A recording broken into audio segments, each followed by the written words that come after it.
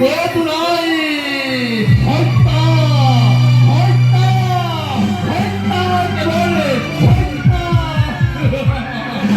দয়া নাই, ঘৃণা নাই, হত্যা হত্যা হত্যা বধূ, হত্যা।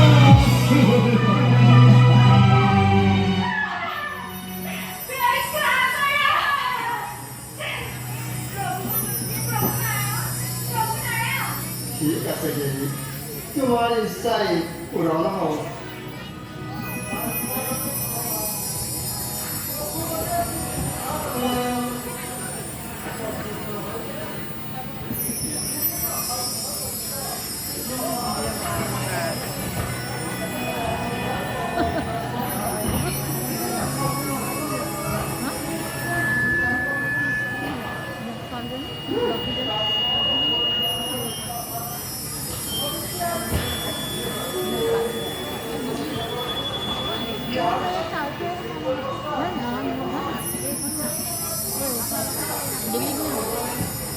ধরিত্রীর দুঃখের কাহিনী শুনি ঈর্ষা হয় যেন নিজ হাতে ত্রিশূল ধরি সেই পাপী তাপী কঙ্কহিক পাল আদি বৃত্তান্ত বিলাকক সংহার করি।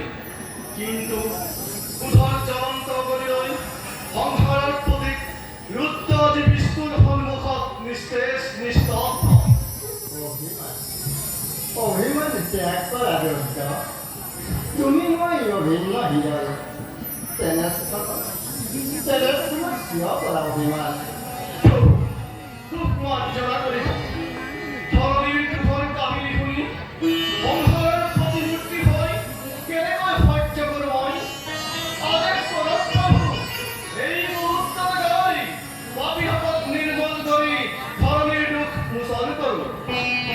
তেনেদৰে নহয় ৰুদ্ৰ, এতিয়া এনেদৰে কৰোঁ বুলি আগবাঢ়ি গ'লেও কংসই তোমাৰ নামত বেলপাত এটা দি তাতে তুমি সন্তুষ্ট হৈ কংসকেই অমৰত্ব পদ প্ৰদান কৰি তুমি কি কোৱা সৃষ্টি কৰা?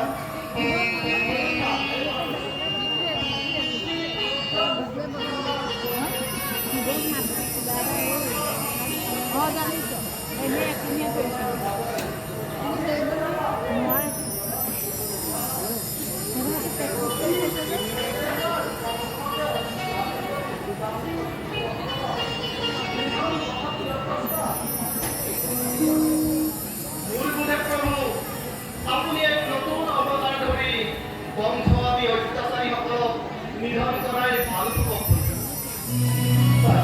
ভাবিছোঁ মোৰ এই অৱতাৰত মহামায়া আৰু দেৱৰক্ষী নাৰদৰো আৱশ্যক হ'ব।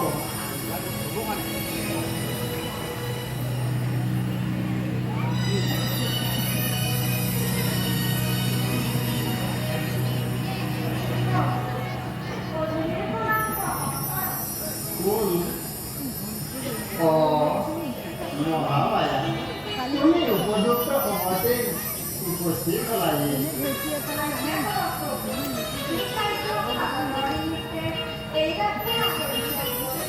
মহামায়া, এইবাৰ পৃথিৱীত মোৰ এক নতুন অৱতাৰৰ আৱশ্যক হৈছে।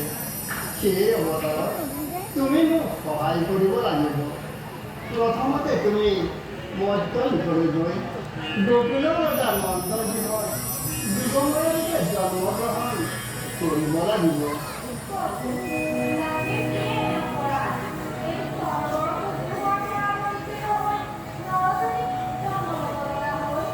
উত্তৰা নহবা মহামায়া, তুমি কিয় মই নিজে গোকুলে গৃহত দৈৱকীৰ গৰ্ভত অষ্টম সন্তানৰূপে জন্মগ্ৰহণ কৰি মই দৈৱকীৰ গৰ্ভত অষ্টম সন্তানৰূপে জন্ম লোৱাৰ আগত তুমি নন্দৰজাৰ গৃহত যোগময়ৰূপে জন্ম ল'বা। কংসৰ হাতৰ পৰা ৰক্ষা কৰিবলৈ হেতু বসুদেৱে মোক পঢ়ুৱাই যশোদাৰ কোলাত থৈ দিয়ে তোমাক আমি দৈৱকীৰ কোলাত ৰাখিব। পিছত কংসই যেতিয়া তোমাক প্ৰাণবয়ী বুলি শিৰত আচাৰি মাৰিব ধৰোঁতে তুমি কংসৰ হাতৰ পৰা এৰাই গৈ মোৰ এই নতুন অৱতাৰৰ সংকেত দি অন্তৰ্ধান হ'বা।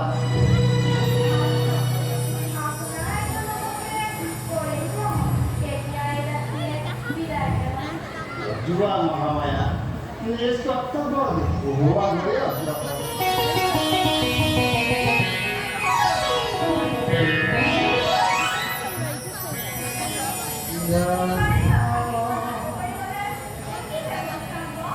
বুজিছো। তোমাক মই চিন্তা নকৰিবা যদি তোমাৰ মনৰ ভাৱ মই বুজিছো। তুমিও গৈ বকুলত ৰাধাৰূপে জন্ম ল'বা, তেতিয়াই তোমাৰ মনৰ ইচ্ছা কৰিম পূৰণ।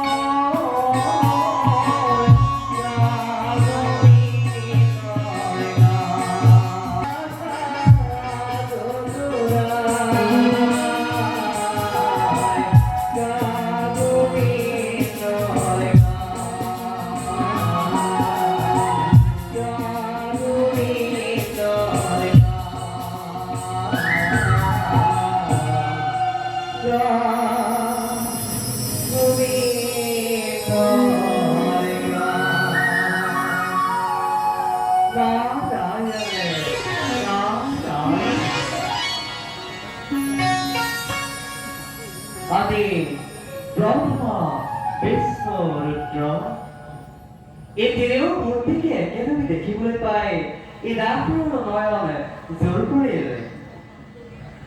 পিছে প্ৰভু এই দাসৰ আৱশ্যকৰ কাম জানিব পাৰোঁনে?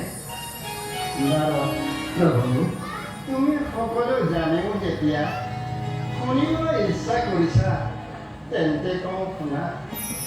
বৰ্তমান পৃথিৱীত অধৰ্ম বিভীষিকাৰে ধৰ্মৰ নামত যি গ্লানিৰ সৃষ্টি হৈছে, তাৰ অত্যাচাৰত স্বয়ং বসুন্ধৰাও কম্পমান হৈ পৰিছে।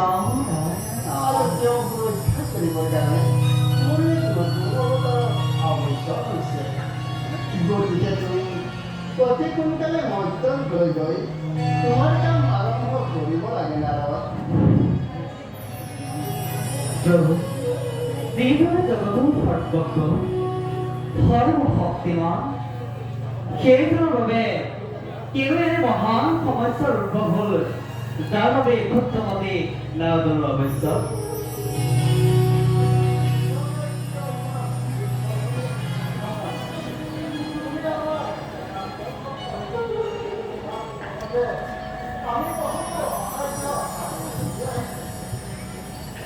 শুনা নাৰদ, প্ৰভু মোৰ এই নতুন অৱতাৰৰ জৰিয়তে দুষ্ট দমন সংযম পালন কৰি ভক্তসকলক ৰক্ষা কৰি আহিছোঁ।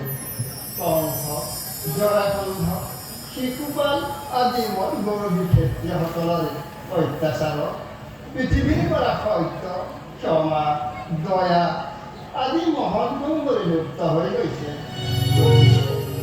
দুৰ্যোগন দমন কৰি পৃথিৱীৰ ধৰ্মৰাজ্য প্ৰতিষ্ঠাৰ বাবে মোৰে নতুন অৱতাৰত তুমি মোক সহায় কৰিব লাগে।